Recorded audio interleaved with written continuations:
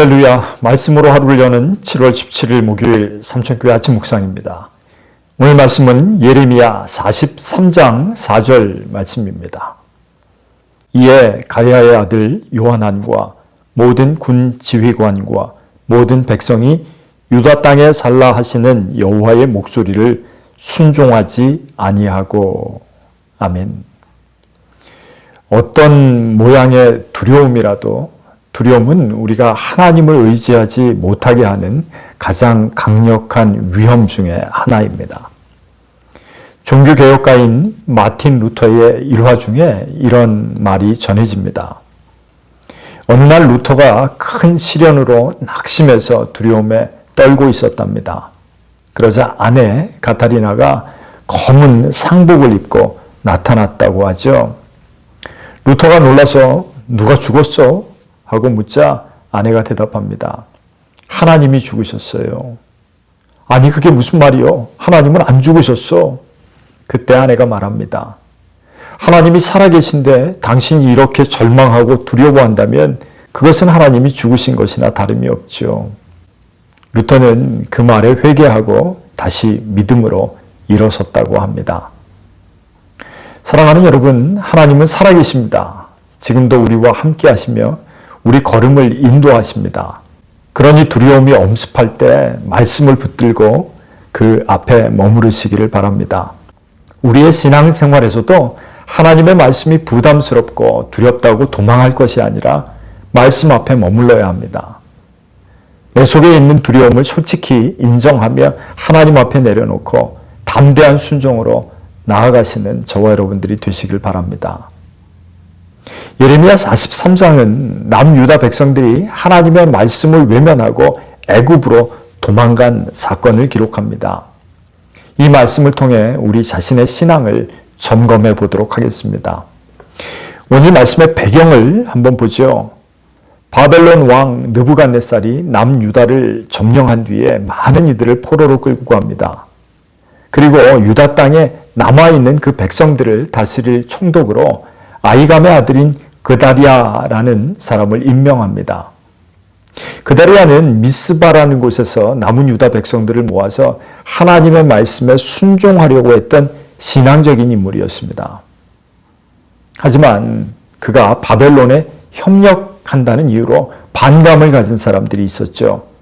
그 중에 이스마엘이라는 인물이 총독 이 그달랴를 암살합니다. 그리고 이스마엘 자신은 암몬 땅으로 도망을 가죠.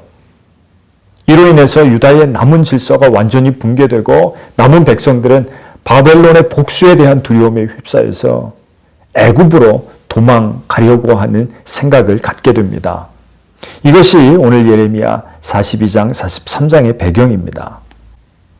요하난이라는 사람을 위시한 남유다 백성들은 예레미야에게 어찌해야 할지를 물어봅니다. 하나님께 기도해달라는 것이죠. 열흘 뒤에 예레미야가 하나님의 응답을 받습니다. 애굽으로 내려가지 말아라.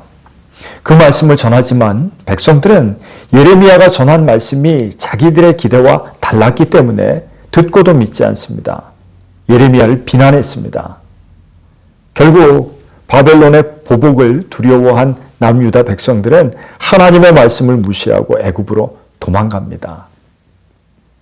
맞습니다. 두려움이 크면 하나님의 약속이 보이지 않고 오직 위험만 보입니다.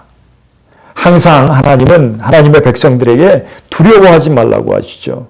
우리와 함께 하시겠다고 약속하십니다. 그런데 우리가 두려움이 가득하면 그것은 하나님을 온전히 신뢰하지 못하는 증거가 됩니다.